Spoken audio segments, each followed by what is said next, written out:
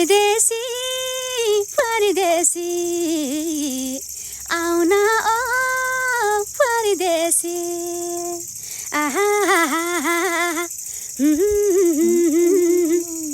हिउँद गयो बर्खा गयो बित्दै जाला आबैसा हिउँद गयो बर्खा गयो बित्दै जाला आबैसा चाहिँदैन भयो सोना चाँदी चाहिँदैन भयो पैसा आऊ है गाउँमा ए परदेशी आऊ है गाउँमा दसैँ तिहार आइसक्यो झलको लगाइसक्यो आहे दसैँ तिहार आइसक्यो झलको लगाइसक्यो यतिको रहर छ तपाईँलाई अब हामीले देख्न नपाए पनि एकचोटि विष्णु मान्छेलाई चाहिँ भेट्न पाए हुन्थ्यो भन्ने रहर हुन्छ होइन के छ हजुर एकदम धेरै आज जसलाई पनि हुन्छ होइन जो जो कसैको पनि उसको फ्यान भइसकेपछि उसलाई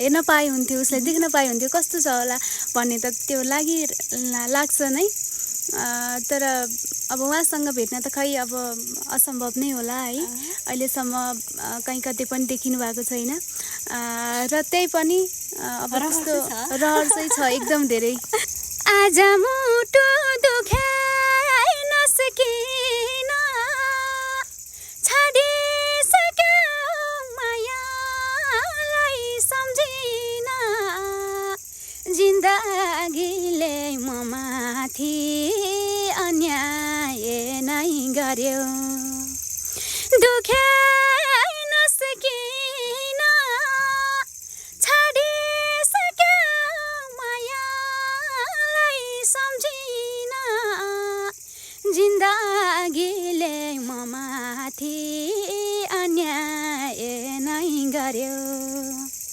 फुललाई माया गरेको अहिले झर्यो जुनलाई माया गरेको बादल भित्र सर्यो उनलाई माया गरेको रुँदै दिनु पर्यो खायो विष्णुमा चाहिँ दिदीसँगै गीत गाउन रहर कतिको छ त तपाईँलाई धेरै छ पक्कै पनि यो सपना छिटै पुरा होस् सानैदेखि मनपर्ने उहाँको स्वर उहाँको एकदमै शुभचिन्तक भएर पनि होला म उहाँको स्वरको धेरै फ्यान हो उहाँको गीतहरू खोजी खोजी सुन्ने गर्छु प्रायः जसो म विष्णुमाझीकै गीतहरू गुनगुनाउँथेँ 3 दिन यो डेङ्गुबाट उठेर आज मैले सुटिङमा जान्न भनेको थिइन् अब घरकै सुटिङ होइन घरकैमा अब बाहिरको घरमा भइ किन बाहिरको उस गर्ने भनेर चाहिँ मैले बिस्ताराबाटै उठाएर लिएर आएको आज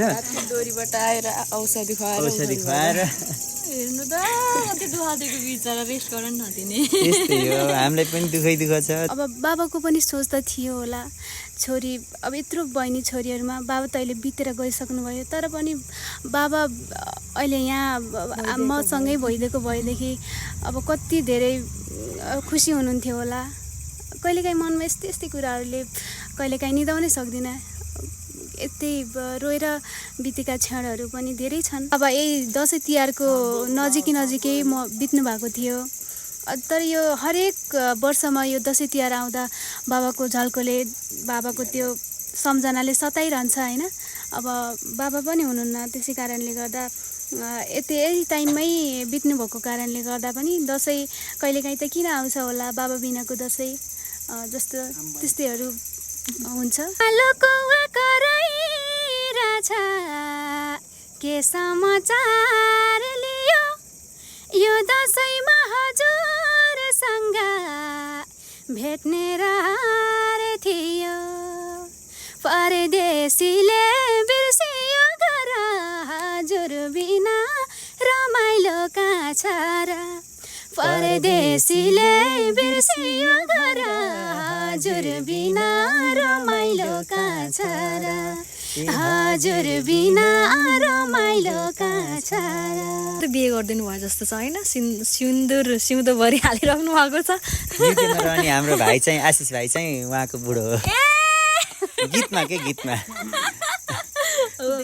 छैन अहिलेसम्म मिस चाहिँ गर्नुभयो धेरै कस्तो हुनुहुन्छ एकैचोटि भिडियोमा देख्छु नानीलाई पहिलो गीत गाउन दिने हाम्रो विक्रम छेत्री सर हुनुहुन्छ उहाँले चाहिँ विशाल सर ल यस्तो सीमा बहिनी हुनुहुन्छ उहाँलाई अब क्विनमा राख्न पर्यो भन्नुभयो अब मैले नै खोजिरहेको कलाकार क्विनमा आएर त म एकदम ह्याप्पी गाउँमा सबैले 1-1 रुपियाँ दिन्थे कसम अलि धेरै पाएको 1 रुपियाँको नोट कति राम्रो हुन्छ हामीले चाहिँ कोही अलि धनीहरू हुन्छन् नि तिनमा चाहिँ हाम्रो आफन्ती नपरे नि टिका गइदिन्थ्यौँ के पैसा पाइन्छ भनेर नानी त परायो घरमा 1 रुपियाँ 2 रुपियाँ धेरै भनेको 5 रुपियाँ कागज 5 रुपियाँको देख्न पाइन्छ नानी सबैले 1 रुपियाँ काटे मामाले लगाइदिनु भएको थियो म त 500 1000 2000 कति दिएँ 2000 चाहिँ होइन 1000 चाहिँ होला कि 500 कि 1000 खतरा हो क्या म त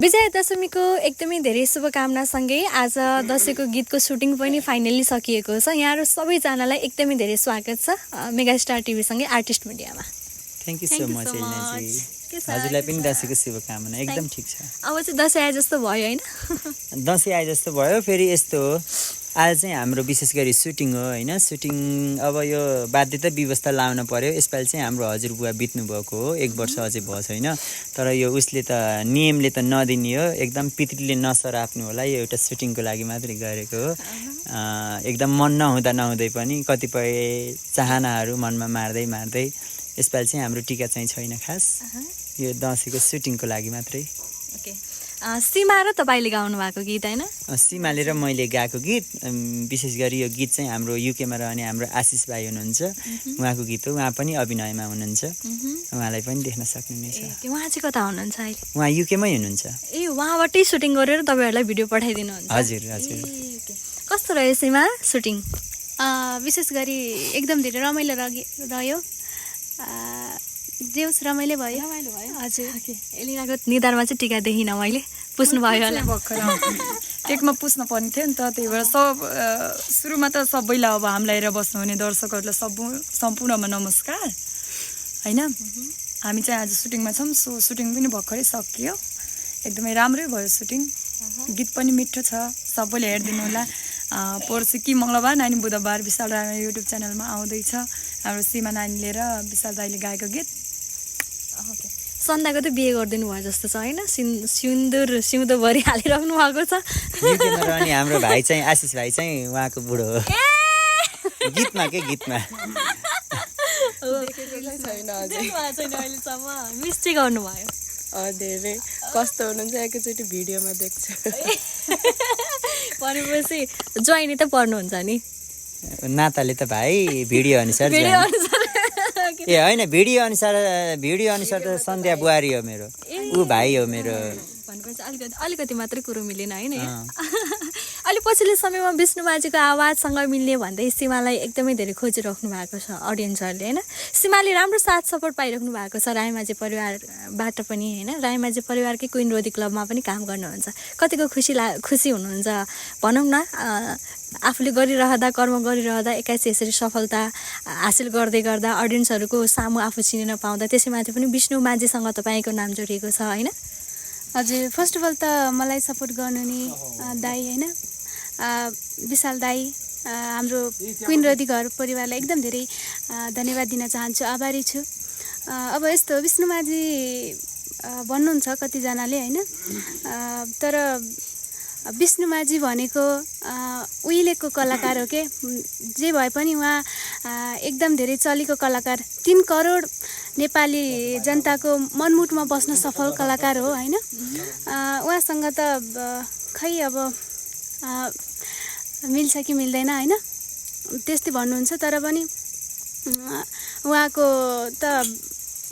लेखी त म त्यस्तो केही पनि होइन उहाँ त एकदम धेरै सिनियर हुनुहुन्छ त्यही पनि प्रयास जारी छ हजुर ओके सीमा कहिलेबाट जोडिनु भएको तपाईँहरूसँग चाहिँ हामीसँग 2 महिना जति भयो होला हैन नानी हजुर आवाज भन्दा अगाडि सुन्नु भएको थियो कि थिएन हजुर आवाज भन्दा अगाडि सुन्नु भएको थियो कि थिएन उहाँसँग भेट नहुनु भन्दा हैन नानीको मैले उतै छँदै सुनेको थिएँ टिकटकमा सुनेको थिएँ एउटा गीत ओहो यति मिठो गाउने यो फुच्चीको होला जस्तो लाग्थ्यो हैन त्यसको फेरि भन्छन् नि तैँले आँट मैले पुर्याउँछु भन्छन् नि ईश्वरले त्यसको केही दिनपछि नै नानीको कुरा आयो क्या। हाम्रो नानीलाई पहिलो गीत गाउन दिने हाम्रो विक्रम छेत्री सर हुनुहुन्छ, उहाँले चाहिँ विशाल सर ल यस्तो सीमा बहिनी हुनुहुन्छ, उहाँलाई अब क्विनमा राख्न पर्यो भन्नुभयो। अब मैले नै खोजिरहेको कलाकार क्विनमा आएर त म एकदम ह्याप्पी। तपाईँले एकदम धेरै सपोर्ट गरिरहनु भएको छ होइन। सीमाले गाउनुभएका टुक्काहरूलाई पनि फेसबुकमा सेयर गरिरहेको पनि देखिरहेको थिएँ मैले। एकदम यो चाहिँ हाम्रो प्रतिभा नि राम्रो प्रतिभा भएर सेयर गरेको मैले। सबैसम्म पुग्न जरुरी छ, राम्रो प्रतिभा छ नि त। जस्तो आज दसैँ विशेष टार्गेट गरेर नै गीत सुटिङ रह्यो, सकियो होइन। अब गीत कहिले आउँदैछ? अब युट्युब च्यानल त पक्कै अफिसियल विशाल रायमाझीकै हो होइन? कहिले आउँदैछ गीत? गीत चाहिँ हामीले सकेसम्म चाहिँ पर्सि मङ्गलबार फाल्ने सोचमा छौँ। यदि कामै भइएन भने बुधबार सियोर विशाल रायमाझी युट्युब च्यानलमा। दसैँ भन्ने बित्तिकै चाहिँ अलिकति के कुरा मिस हुन्छ? दसैँ भन्ने बित्तिकै त बाल्यकाल नै मिस हुन्छ विशेष गरी होइन। अब सानो छँदाखेरि कति रमाइलो हुन्थ्यो। अब विशेष गरी अब पैसा गनिन्थ्यो होइन। पैसा चाहिँ 1 रुपियाँ 2 रुपियाँ 5 रुपियाँ पाइन्थ्यो। त्यही पनि हामीलाई त छोरो मान्छे भनेर दिनुहुन्थेन। दिदीबहिनीले यति धेरै भुर्काभरि पैसा गराउँथ्यो। हाम्रो चाहिँ सबै गरेर 10, 12, 15 रुपियाँ हुन्थ्यो। त्यो बाल्यकाल एकदमै मिस हुन्छ। बाल्यकालमा फर्किन त सकिन्न। त्यही पनि अब आफूभन्दा ठुलाको आशीर्वाद पाइन्थ्यो। अब हाम्रो हजुरबुवाहरू कोही पनि रहनु भएन, सबै बितेर जानुभयो होइन। उहाँहरूलाई एकदम धेरै मिस गर्छु, आफन्तीहरूलाई मिस गर्छु। त्यही हो। अहिले चाहिँ हामी गाउँमा छैनौँ, टाढा छौँ। त्यही पनि यो दसैँमा पनि भेट नहुने भयो। हाम्रो एकजना हजुरबुवा बित्नु भएको छ। मेरो दसैँ चाहिँ यो गुल्मी प्रोग्राम छ, त्यही भएर चाहिँ म बुटोलतिर हुन्छु। गुल्मी प्रोग्राम बुटोल त गइन्छ तर गाउँ गइन्न क्या। गाउँ गइन्न होला हेरौँ। गाउँ नगएको कति धेरै भयो। म मात्र नभएर हामी सबै फ्यामिली धेरै भइसक्यो क्या। अब अहिले जाने भनेको अब अहिले पनि त्यस्तै भयो। अब एल्लालाई सोध्छु है म, जस्तो दसैँमा चाहिँ अलिक बढी टिका लगाएर छोरी मान्छेले नै पाउने दक्षिणा हो होइन। तपाईँलाई याद छ दसैँमा टिका लगाएर अलिक धेरै रकम पाउनु भएको क्षण कुन थियो? गाउँमा सबैले 1-1 रुपियाँ दिन्थे कसम।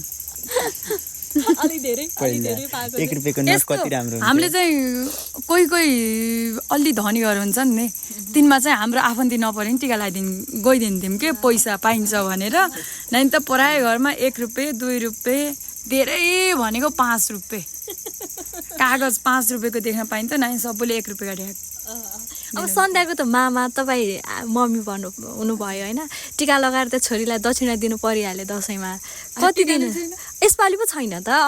यहाँभन्दा अघिल्लो दसैँहरू त मनाउनु भयो नि त। कति दिनुहुन्थ्यो तपाईँलाई दक्षिणा? कति दिनुहुन्थ्यो? टिका लगाइदिनु भन, मामाले लगाइदिनु भएको थियो। कति दिनुभएको थियो? म त 500, 1000, 2000 कति थिएँ। 2000 चाहिँ होइन, 1000 चाहिँ होला। कि 500 कि 1000? खतरा हो क्या म त। सीमाको बाबा हुनुहुन्न है? बाबा हुनुहुन्न। यो चाडपर्व आउँदाखेरि चाहिँ अझै कतिको बाबालाई मिस गर्नुहुन्छ तपाईँ? सर्वप्रथम त मेरो बाबा मलाई विशेष गरी यो दसैँ तिहार एक त मलाई बाबा यही दसैँ तिहारको नजिकै म बित्नु भएको थियो। तर यो हरेक वर्षमा यो दसैँ तिहार आउँदा बाबाको झल्कोले, बाबाको त्यो सम्झनाले सताइरहन्छ होइन। अब बाबा पनि हुनुहुन्न, त्यसै कारणले गर्दा यही टाइममै बित्नु भएको कारणले गर्दा पनि दसैँ कहिलेकाहीँ त किन आउँछ होला बाबा बिनाको दसैँ जस्तो त्यस्तैहरू हुन्छ। बाबा बिनाको दसैँ चाहिँ कतिवटा मनाउनु भयो तपाईँले? म त सायद बाबा बित्दा त्यही 12-13 वर्षको थिएँ, 6 क्लासमा पढ्थेँ। लगभग त्यही अहिले 6-7 वर्ष हुन लागिसक्यो। 7 वर्ष हुन लागिसक्यो है। हजुर। यो चाडपर्व आउँदाखेरि चाहिँ अझै बाबाको के कुरालाई चाहिँ मिस गर्नुहुन्छ तपाईँले? अब अहिले त तपाईँ चर्चामा पनि हुनुहुन्छ होइन। तपाईँको स्वरको त्यत्तिकै तारिफ गरिराख्नु भएको छ। तपाईँको बाबाको पनि सपना थियो होला सायद तपाईँ एउटा राम्रो कलाकार भएको हेर्ने होइन। के कुराहरू चाहिँ मिस गर्नुहुन्छ? सर्वप्रथम त बाबाले अब हामी भन्नाले हाम्रो त अब धेरै दिदीबहिनी हुनुहुन्छ। त्यत्रो दिदीबहिनीहरूलाई पढाएर हुर्काएर बढाएर यहाँसम्म पुर्याउनु भयो। अनि बाबा त म सानै छँदै बित्नु भएको कारणले गर्दा त्यति बाबाको दुःख पीडाहरू मैले नजिकैबाट निहाल्न सकिनँ होइन। आफ्नो ठाउँमा गर्नुभएको होला गर्न चाहिँ, मैले त्यति निहाल्न त सकिनँ। तर मम्मीको भनौँ न त मम्मीले गरेका हरेक दुःखहरू, हरेक क्षण त्यो अर्काको मेलापात गरेर हुर्काउन बढाउन खानापिना पढाउन लगायत समेत सबै उहाँले नै गर्नुभयो। अनि त्यसै कारणले मलाई अब बाबाको पनि सोच त थियो होला, छोरी अब यत्रो बहिनी छोरीहरूमा बाबा त अहिले बितेर गइसक्नुभयो, तर पनि बाबा अहिले यहाँ मसँगै भइदिएको भएदेखि अब कति धेरै खुसी हुनुहुन्थ्यो होला। कहिलेकाहीँ मनमा यस्तै कुराहरूले कहिलेकाहीँ निदाउनै सक्दिनँ। यति रोएर बितेका क्षणहरू पनि धेरै छन्।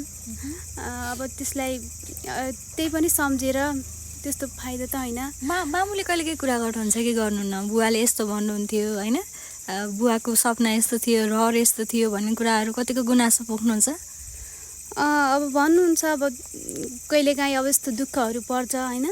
दुःखहरू पर्दा यदि तेरो बुवा भइदिएको भए यो ठाउँमा, अहिले तेरो बुवा भइदिएको भए तैँले सायद यस्तो दुःख पाउँदैन थिइस् होला, यति अब सङ्घर्षहरू गर्नु पर्दैन थियो होला, तेरो बुवाले पनि केही हेल्प गर्थ्यो होला भनेर यस्तै कुराहरू भन्नुहुन्छ।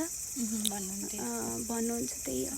गीत सुनौँ न त। अब तपाईँहरूको आजकै गीत सुन्न मिल्छ भने सुनौँ होइन, नत्र भने अब दर्शकहरूको लागि चाहिँ यो चाहिँ सस्पेन्स हो, एकैचोटि सरप्राइज दिने भन्ने भए पनि ठिकै छ, थोरै गुनगुनाउन मिल्छ। आज हामीले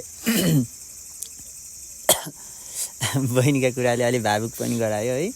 अघि हाम्रो भोजा सर आइसकेको थियो, उहाँकोमा पनि गाछौँ, गाउँदाखेरि त्यति फरक पर्दैन किनकि अब दसैँ आइसकेको छ, जसरी हुन्छ सुनाउने हो। हामीले हजुरहरूलाई सुनाउनकै लागि लिएको हो होइन। सीमा बहिनीको सपोर्टको लागि भए पनि एकचोटि विशाल रायमाझी युट्युब च्यानलमा गएर हेरिदिनु होला। यो गीत चाहिँ मङ्गलबार बुधबारमा आउँदैछ विशाल रायमाझी युट्युब च्यानलमा। यति बेला चाहिँ नानीबाटै सुरु गरौँ। कालो कौवा कराइरहेछ, के समाचार लियो यो दसैँमा हजुरसँग भेट्ने रहर थियो।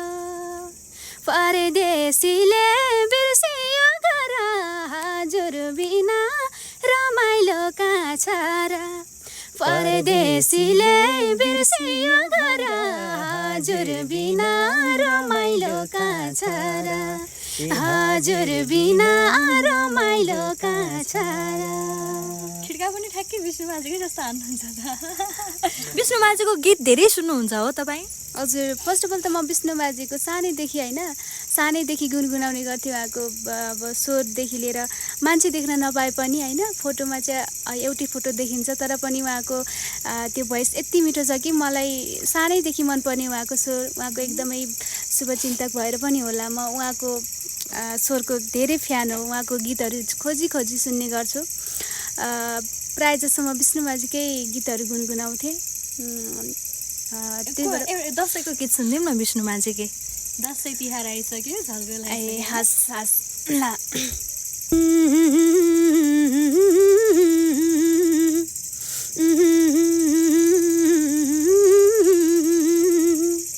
परदेशी परदेशी आउन ओ परदेशी, आहा हिउँद गयो बर्खा गयो बित्दै जाला आबैसा। हिउँद गयो बर्खा गयो बित्दै जाला आबैसा।